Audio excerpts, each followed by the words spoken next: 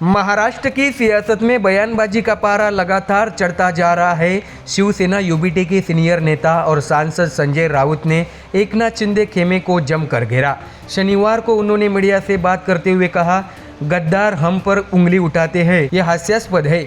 राजेश मोरे कौन है, हमें तो पता भी नहीं है। शिंदे गुट की रणनीति बस लोगों का ध्यान भटकाने की चाल है। दर्शकों, आपको जानकारी दे कि ठाणे हमेशा से शिवसेना की सियासत का गढ़ रहा है।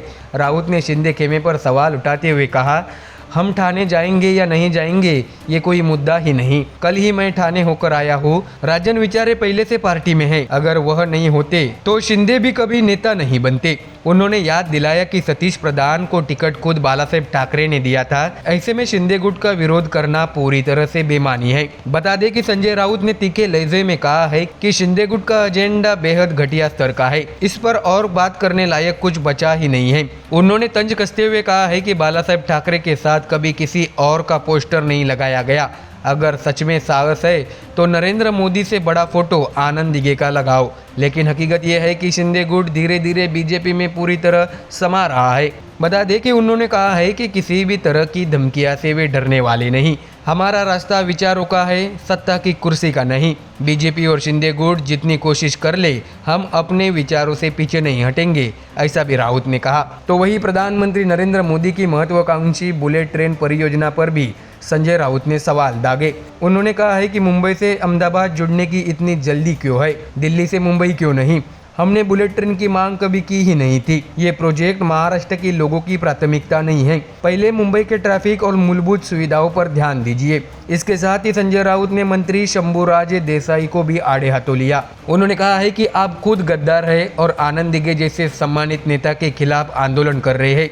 ये वही दिघे साहिब थे जिन्होंने ठाणे को चुना और पूरी महाराष्ट्र की शिवसेना को मजबूती दी। राउत ने यह भी जानकारी दी कि उद्धव ठाकरे 4 अक्टूबर को पुणे और मराठवाड़ा का दौरा करने वाले हैं।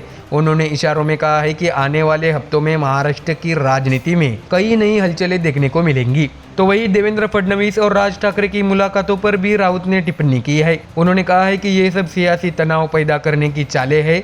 महाराष्ट्र की जनता इन खेलों को समझती है। तो वही इसके साथ ही संजय राउत ने बीजेपी विधायकों के व्यवहार पर सवाल उठाए हैं और कहा है कि वे विधानसभा की मर्यादा भूल चुके हैं। विधानसभा के भीतर मारपीट करने वाले नेता हमें लोकतंत्र का पाठ पढ़ा रहे हैं।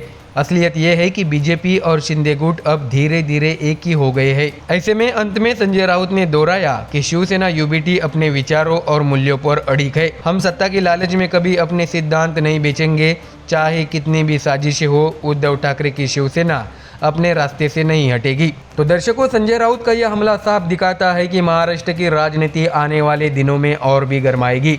ठाणे से लेकर मुंबई और पुणे तक शिवसेना यूबीटी और शिंदे गुट की टकराहट रुकने वाली नहीं। बीजेपी का साथ शिंदे को मजबूती जरूर देता है, लेकिन राउत के तेवर बताते हैं कि विपक्ष भी पूरी तैयारी में है। तो दर्शकों, फिलहाल इस खबर में इतना ही। देश और दुनिया की बाकी और खबरें देखने के लिए जुड़े रहिए हमारे चैनल MDR न्यूज़ के साथ। धन्यवाद।